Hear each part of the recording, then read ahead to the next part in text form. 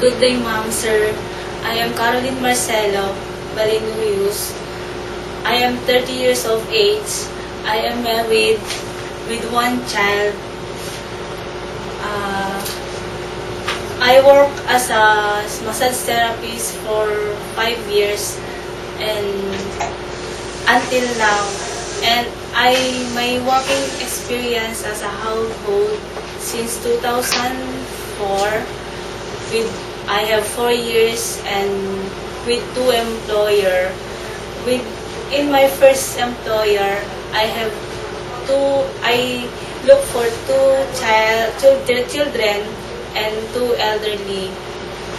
In my second employer, I have 6 members with 8 members with 6 adults and 2 elderly. And Okay, so meaning to say, Caroline, you've been working as a local manager in the Philippines, right? yes, ma'am. So how many employers you have? 2, ma'am. Okay, your first employer, how many members in the family do you have? 4, ma'am. Okay, so how many child?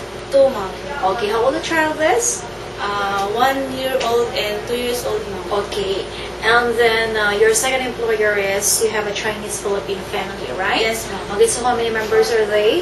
8, ma'am. Okay, so how many elderly they have? 6, ma'am. 2, ma'am. Okay, so how old the elderly people is? 60, ma'am, and 70. Okay, so they are healthy walking people? Yes, ma'am. Okay, and then you're a college level, correct? Yes, What ma'am. course did you take before? Bachelor of Education, ma'am. Elementary Okay. education. So, you will finish your bachelor's of education, correct? No. What is the reason behind why you don't finish? Financial problem, ma'am. Okay, and at the present time, what is your job?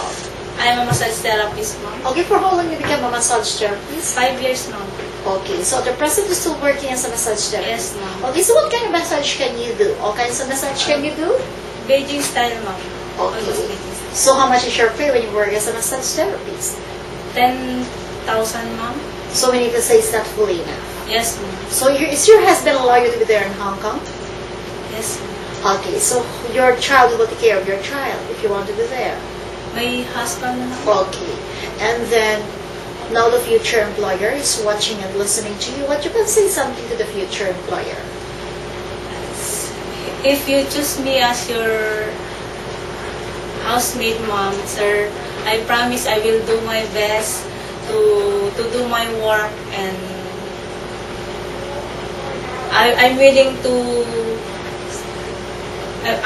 to follow your instruction. Okay, so are you physically fit right now? Yes, ma'am. So anytime are you ready to be there in Hong Kong? Yes, ma'am. Okay, by the way, this is the first time that you want to be there in Hong Kong, correct? Yes, ma'am. Okay, can you cook? Yes, ma'am. What kind of food can you cook? Filipino dishes, ma'am. Okay, so like for example, if we will give you a menu or recipe book, can you manage to follow and handle that? Yes, ma'am. Okay, so we need to say you're a very well experienced lady. Yes, ma'am. Okay, so are you physically fit right now? Yes, ma'am. Anytime ready to go there in Hong Kong? Yes, ma'am. Good luck.